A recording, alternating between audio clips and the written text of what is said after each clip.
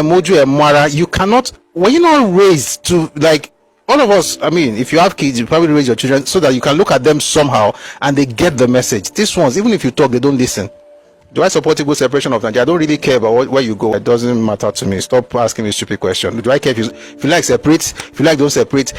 Listen, you don't have to separate to have common sense. Oh, should we separate? I don't care if you separate. If you don't separate, that's your business. You are not the only group in Nigeria. Do you mind we separate? Go and separate now. What's my own? Am I going to gain anything from you being here or you leaving? The question is not about separation. The question is about evolution. Evolve. Every human evolves. Every society evolves. Why are you stagnant? Why are you repeating the exact same mistakes that were made in the 40s, in the 50s, in the 60s? Why are you doing the exact same thing your ancestors did? Why?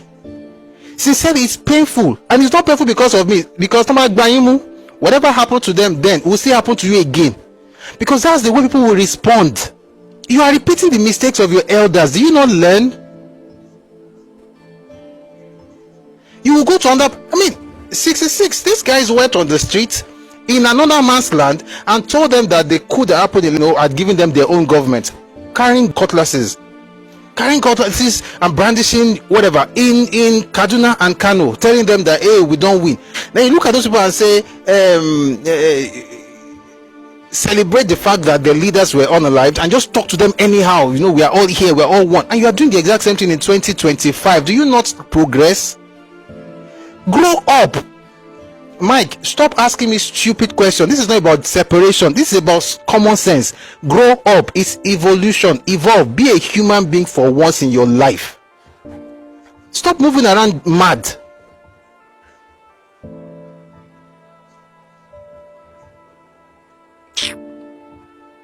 And you know the sad part? The sad part is that it doesn't matter how educated these guys are. They sound exactly the same.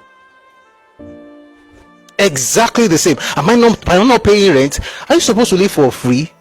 Are people not living in your state that are paying rent? Do they act the way you move? Do they move mad like you do in other people's places? Abba.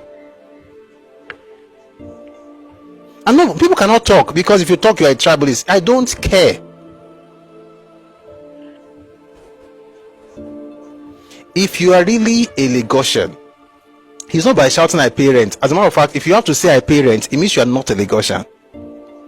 You will see it from the way you care for the land, from the way you want to do stuff, from the way you see the mistakes, but you also look for the solutions, from the way you engage the government. If something is not working, were we not here the other day? I think it was it last week or 2 weeks ago? Small doctor wrote something on Twitter and tagged Tokunbo Wahab, the commissioner, about something not working in Agege.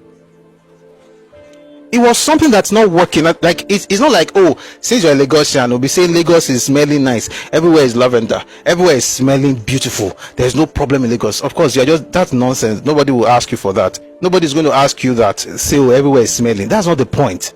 Small doctor saw a major issue in Agege. He tweeted about it, tagged the same commissioner, that man, on the same Twitter thread, responded by saying, we're going to do something about it. The next day they were there. Just check Small Doctor's page, Twitter page. Engaging, because you're an owner, you have a sense of ownership. Oh God, this place is not good, what can we do? Can you please help us do this thing and do this and do that thing?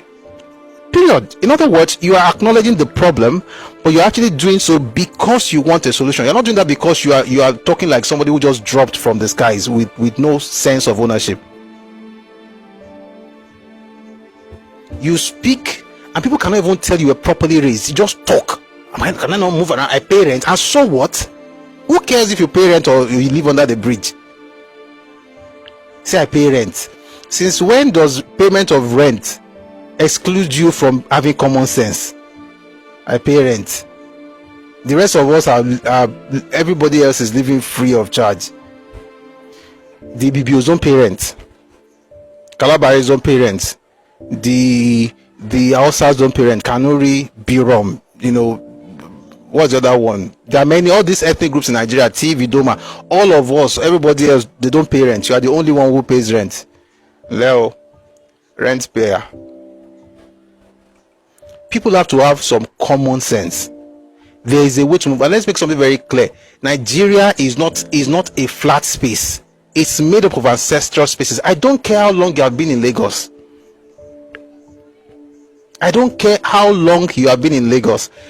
There are people who are indigenous to that place. Oh, say it's a commercial hub, and so what? How come no part of your place is commercial hub? So because a place, by the way, the commercial hub nature of Lagos is not because of Nigeria. Lagos was a commercial hub before Nigeria was even formed. And your people were not even part of the making of it, whether before Nigeria was formed or just after Nigeria was formed.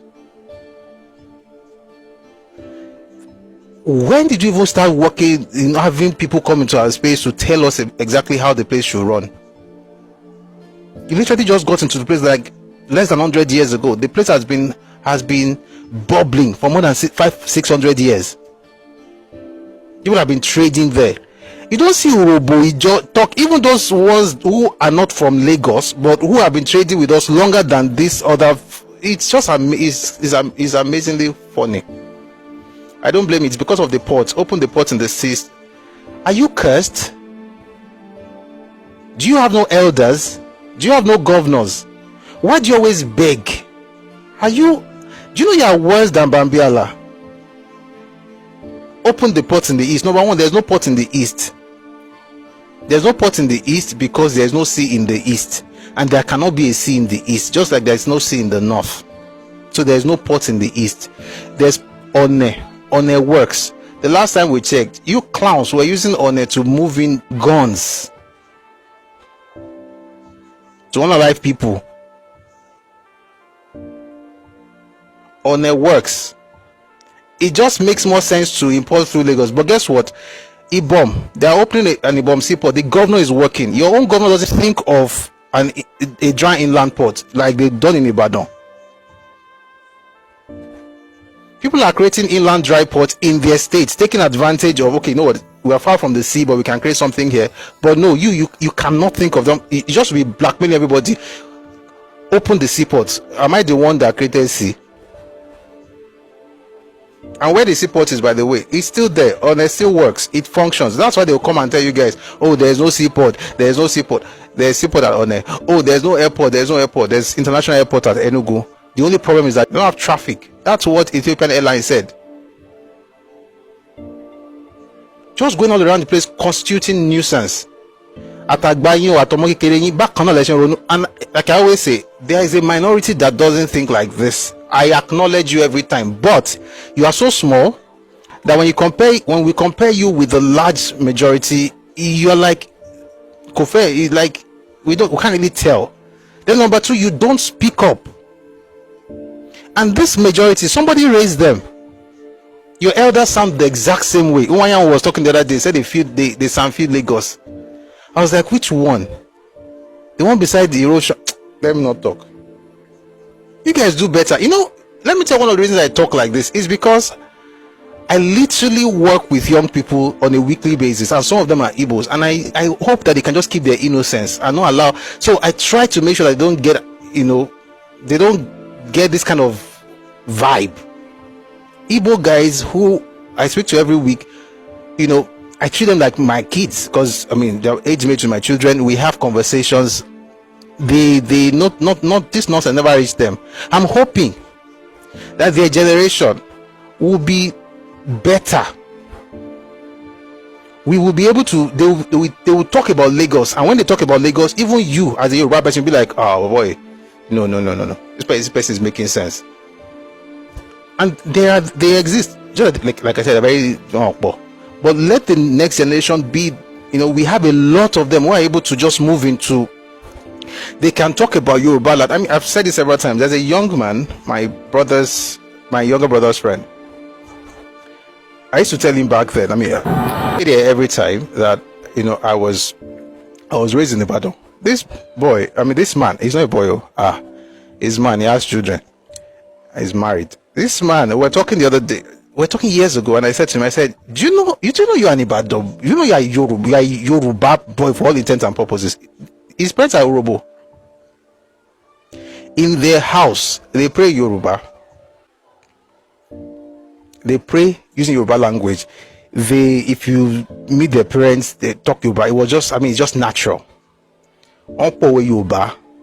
It's like we are one. That's the meaning of one. Like, if you speak about Yoruba land to those people, they take it personally. It's as if you are insulting their father's land, even though they will tell you, of course, from their names, from their surnames and their names, you know exactly that they are, they are Yoruba. But they don't disparage any place in Yoruba land. They speak up. These people, if you think you want to do politics or something, forget politics, general issues. Nobody's going to be asking you, where are you from? Where are you from? Nobody has ever asked this guy a question. They've gotten scholarships, they've gotten stuff in Yoruba land. Nobody cares. Why? Because it's like I'm talking to my brother. This person is literally my brother. He's not Yoruba, but he's my younger brother's friend, but he's Yoruba for all intents and purposes. Not the one who will leave his whatever place is coming from and go everywhere to teach people how to get what he never got where he's coming from.